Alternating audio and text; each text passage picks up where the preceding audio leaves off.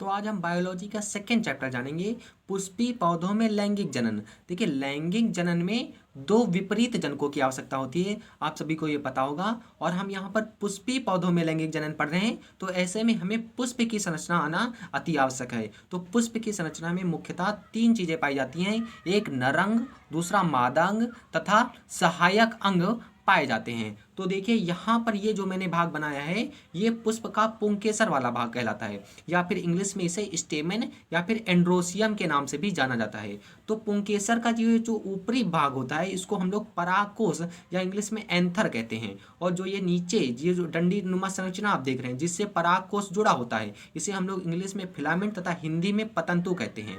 अब यहाँ देखते हैं जो कि स्त्री वाला भाग होता है, इस पूरे भाग को क्या कहते हैं, स्त्री केसर कहते हैं, या फिर इंग्लिश में पिस्टल या गाइनोसियम के नाम से भी जानते हैं। देखिए, जो सबसे ऊपर वाला भाग होता है स्त्री केसर का, इसको वर्तिकाग्र कहते हैं, और जो बीच वाला भाग होता है इसे वर्तिका कहते हैं। और जो ये नीचे वाला आप भाग देख रहे हैं, इसको हम लोग अंडाशय कहते हैं, इंग्लिश में इसे स्टिग्मा, स्टाइल या फिर ओवेरी के नाम से भी जानते हैं। आपको हिंदी या इंग्लिश में से कोई एक चीज याद कर लेनी है। तो पुष्प का ये कौन सा भाग हुआ, नर वाला भाग, और ये हुआ मादा वाला भाग। अब हम आपको सहायक अंग के बारे में बताएंगे।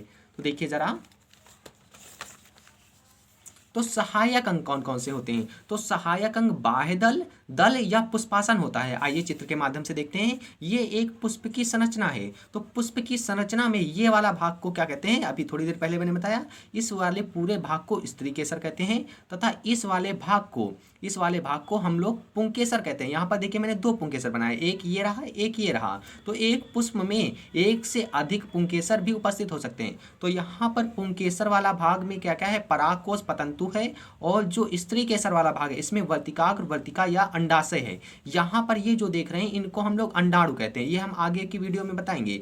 तथा सहायक अंग कौन कौन से होते हैं, तो देखेंगे ये जो आप देख रहे हैं, इनको कहते हैं पेटल। ये क्या होते हैं, सहायक अंग, इनको पेटल कहते हैं, या हिंदी में इसे दल भी कहते हैं। यहाँ पर ये देखिए ग्रीन कलर से मैंने दिखा रखा है, इसको हम लोग सेपल या फिर बाह्य दल कहते हैं। और यहाँ पर ये पुष्पासन होता है, यानी कि पुष्प जिसके ऊपर आसन करता है उसे क्या कहते हैं, पुष्पासन, इंग्लिश में इसे थैलेमस कहते हैं। जो आपने गुलाब की कली देखी होगी, तो गुलाब की कली में जो ये हरे हरे होते हैं बाहर की ओर, इसे हम लोग क्या कहते हैं, सेपल या फिर बाह्य दल कहते हैं। तथा गुलाब की जो रेड कलर की पंखुड़ियां होती हैं उन्हें पेटल या फिर दल कहते हैं। एक चीज और याद रखेंगे, मैंने नीचे लिखी है कि ग्रुप ऑफ सेपल, यानी कि जब बहुत सारी पत्तियां हरी वाली हो जाती हैं उसी पंखुड़ी की, कली की, तो उसे की क्या कहते हैं, कालेक्स कहते हैं। या फिर ग्रुप्स ऑफ पेटल्स को क्या कहते हैं, कोरोला भी कहते हैं। यानी कि बहुत सारी, ये जब रेड वाली पंखुड़ियां लेंगे तो इसे क्या कहेंगे, कोरोला कहेंगे। और जब उस कली की हरी वाली बहुत सारी पंखुड़ियां लेंगे तो उन सभी पंखुड़ियों को क्या कहेंगे, कालेक्स कहेंगे। आपको पुष्प की संरचना को बनाकर याद कर लेना है, तभी आपको अगला वीडियो समझ में